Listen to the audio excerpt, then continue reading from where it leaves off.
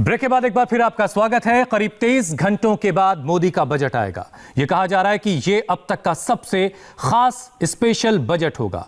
Budget से पहले प्रधानमंत्री मोदी ने 10 साल की अपनी योजना के बारे में बात की। प्रधानमंत्री की इस योजना की शुरुआत बजट से होगी और इसके सेंटर में होंगे किसान। मोदी के बजट से किसानों की किस्मत कैसे खुलेगी, किसान क्रेडिट कार्ड में कितने पैसे आएंगे, इसके कुछ संकेत खुद प्रधानमंत्री ने दिए हैं। कुछ एक्सक्लूसिव जानकारियां हमने जुटाई हैं।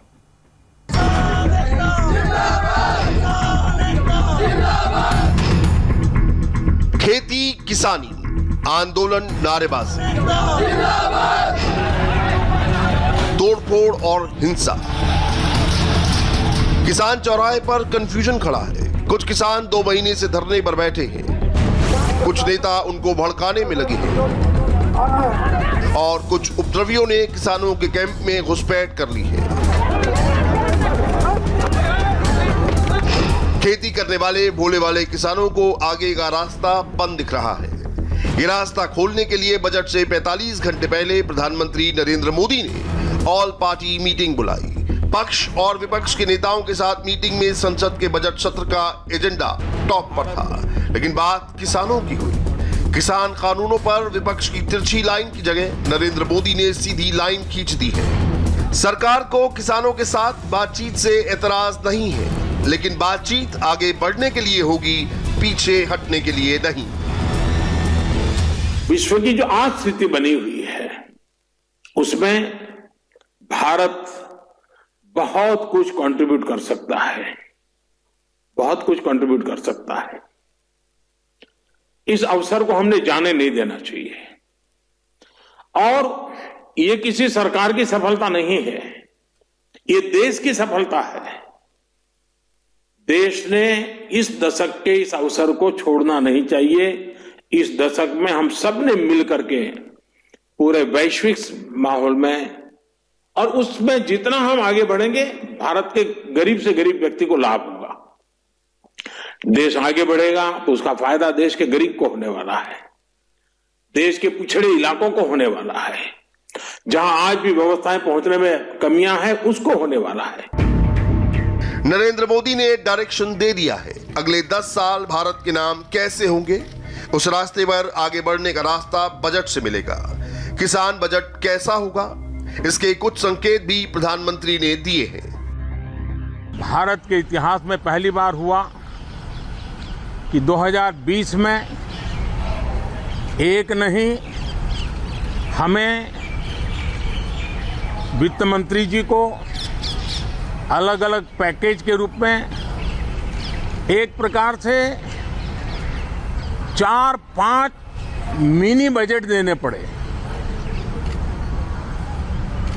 यानी 2020 एक प्रकार से लगातार मिनी बजट का सिलसिला चलता रहा और इसलिए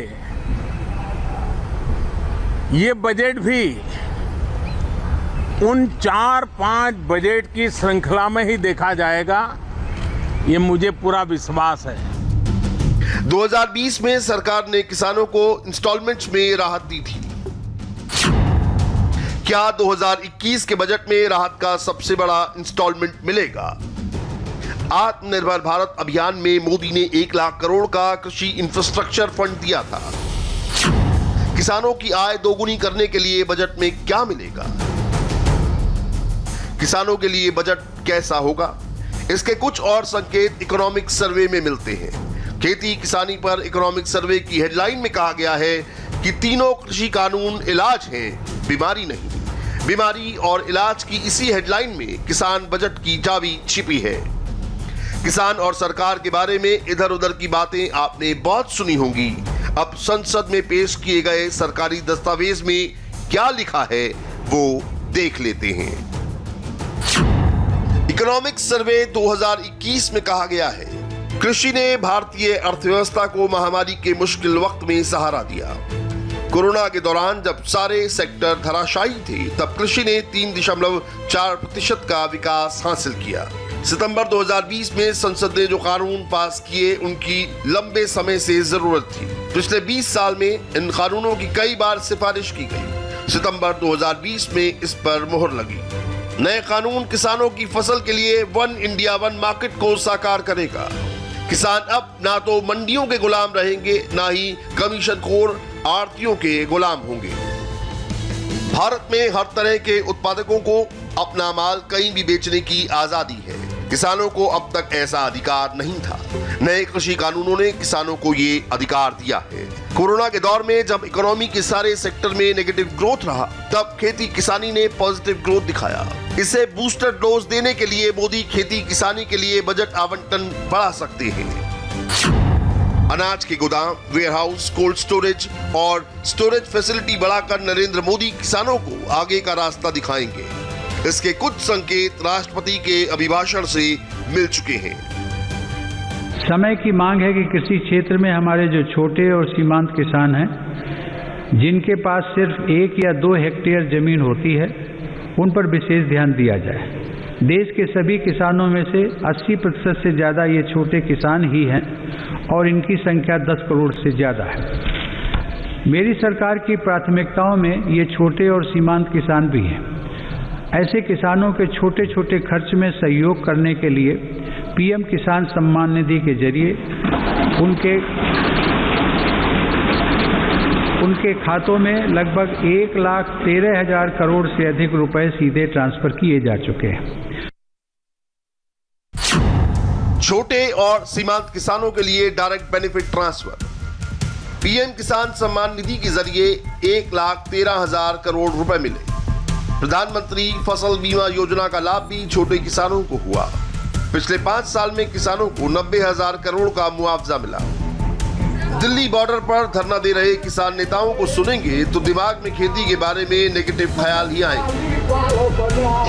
दिल्ली से दूर खेतों में काम कर रहे किसानों को पता है कि पॉजिटिविटी बहुत है।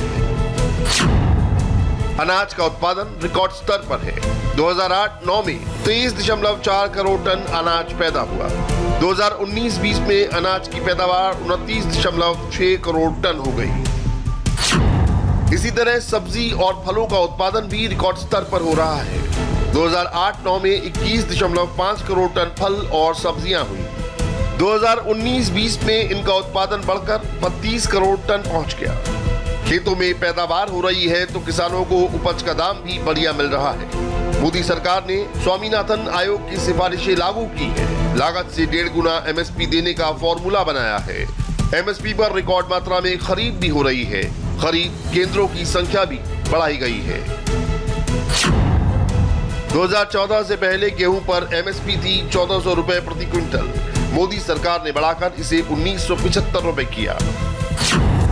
धान पर यूपीए सरकार 1310 रुपए प्रति क्विंटल की एमएसपी देती थी। मोदी सरकार ने इसे बढ़ाकर 1870 रुपए किया। मसूर की एमएसपी प्रति क्विंटल 2950 रुपए थी। मोदी सरकार ने इसे बढ़ाकर 5100 रुपए कर दिया। मनमोहन सिंह सरकार चने पर 3100 रुपए प्रति क्विंटल एमएसपी देती थी। अब प्रति क्विंटल 5100 रुपए एमएसपी मिलता है। अरहर दाल पर पहले 4300 रुपए प्रति क्विंटल एमएसपी मिलता था। मोदी सरकार 6000 रुपए एमएसपी देती है। भोले भाले किसानों को कुछ नेताओं ने ये कहकर बरगला दिया है कि सरकार एमएसपी खत्म करने जा रही है और मंडियां धीरे धीरे बंद हो जाएंगी। बजट 2021 के जरिए नरेंद्र मोदी अपने उसी कमिटमेंट पर मोहर लगाएंगे जो वो बार बार दोहराते रहे हैं। हमने 5 साल में गेहूं पर 3 लाख करोड़ रुपए किसानों को एमएसपी का मिल चुका है, यानी लगभग 2 गुना। अब आप ही बताइए कि अगर मंडियां और एमएसपी को ही हटाना था तो इतनी बड़ी हम ताकत क्यों देते भाई? हम इन पर इतना निवेश ही क्यों करते? हमारी सरकार तो मंडियों को और आधुनिक बनाने के लिए मजबूत बनाने के लिए करोड़ों रुपए खर्च कर रही है। खेती में बीज से लेकर बाजार तक पॉजिटिव चेंज आ रहा है। बजट में सरकार का लक्ष्य होगा कि खेती आधुनिक भी बने और खेती का विस्तार भी हो। खेती को लेकर नरेंद्र मोदी की सरकार ने 3 बड़े टारगेट सेट कर रखे हैं। नंबर 1, 2022 तक किसानों की आमदनी दोगुनी करनी है। नंबर 2, 2022 तक कृषि निर्यात बढ़ाकर $60 अरब करना है। और नंबर 3, भारत के हर गांव को आत्मनिर्भर बनाना है। फाइनेंस में सरकार का हाथ टाइट है। सब्सिडी से सहारा देने वाला सिस्टम खत्म किया जा रहा है। ऐसे में मोदी सरकार बजट 2021 में खेती के लिए 19 लाख करोड़ का क्रेडिट टारगेट सेट कर सकती है। कि दशकों का छलावा किसानों को आशंकित करता है। किसानों का दोष नहीं है, लेकिन मैं देशवासियों को कहना चाहता हूं, मैं मेरे किसान भाई बहनों को कहना चाहता हूं और मां गंगा के घाट पर से कहना चाहता हूं, काशी जैसी पवित्र नगरी से कह रहा हूं, अब छल से नहीं, गंगा जल जैसी पवित्र नीयत के साथ काम किया जा रहा है। भाई और बहनों, आशंकाओं के आधार पर भ्रम फैलाने वालों की सच्चाई लगातार देश के सामने आ रही है। जब एक विषय पर इनका झूठ किसान समझ जाते हैं तो ये दूसरे विषय पर झूठ फैलाने लग जाते हैं। 24/7 उनका यही काम है। देश के किसान इस बात को भली भांति समझते हैं। किसी जमाने में ट्रैक्टर और रासायनिक खाद का इस्तेमाल करके पैदावार बढ़ाना आधुनिक कृषि माना जाता था, लेकिन दुनिया बदल चुकी है। आधुनिक खेती के मायने बदल चुके हैं। Contract farming, organic farming, micro irrigation, drip irrigation, e-NAM 2021 के किसान बजट में ये शब्द आम हो सकते हैं। ये सिर्फ कहने सुनने वाली बात नहीं है, इस दिशा में ठोस काम हो रहा है। माइक्रो इरिगेशन का एग्जाम्पल लेते हैं। 2013-14 में 42 लाख हेक्टेयर जमीन को माइक्रो इरिगेशन की सुविधा थी। 2020-21 तक 56 लाख हेक्टेयर से ज्यादा अतिरिक्त जमीन को माइक्रो इरिगेशन से जोड़ा गया। यानी 2020-21 तक कुल 98 लाख हेक्टेयर जमीन में माइक्रो इरिगेशन की सुविधा है। मैं विश्वास से कहता हूं कि हमने हाल में जो कृषि सुधार किए हैं उसमें अविश्वास का कारण ही नहीं है, झूठ के लिए कोई जगह ही नहीं है। मैं अब आपसे कृषि सुधारों के बाद बोले जा रहे सबसे बड़े झूठ के बारे में बात करूंगा। बार बार उस झूठ को दोहराया जा रहा है, जोर जोर से बोला जा रहा है, जहां मौका मिले वहां बोला जा रहा है। स्वामीनाथन कमेटी की रिपोर्ट को लागू करने का काम हमारी ही सरकार ने किया। अगर हमें एमएसपी हटानी होती तो स्वामीनाथन कमेटी की रिपोर्ट लागू ही क्यों करते भाई? आपने भी नहीं की थी, हम भी नहीं करते। कानून लागू होने के बाद भी एमएसपी की घोषणा हुई, एमएसपी पर सरकारी खरीदी हुई, उन्हीं मंडियों में हुई, तो क्या कोई समझदार इस बात को स्वीकार करेगा कि एमएसपी बंद हो जाएगी? और इसलिए मैं कहता हूं, इससे बड़ा कोई झूठ नहीं हो सकता, इससे बड़ा कोई षड्यंत्र नहीं हो सकता। और इसलिए मैं देश के प्रत्येक किसान को ये विश्वास दिलाता हूं कि पहले जैसे एमएसपी दी जाती थी वैसे ही दी जाती रहेगी। एमएसपी न बंद होगी न समाप्त होगी। नरेंद्र मोदी को झुकाने के लिए किसान नेताओं का प्लान भले ही कुछ और हो, मोदी का प्लान क्रिस्टल क्लियर है। हिंदुस्तान के किसानों को 21वीं सदी में ले जाना है, इसीलिए 19वीं सदी वाला सिस्टम बदलना होगा।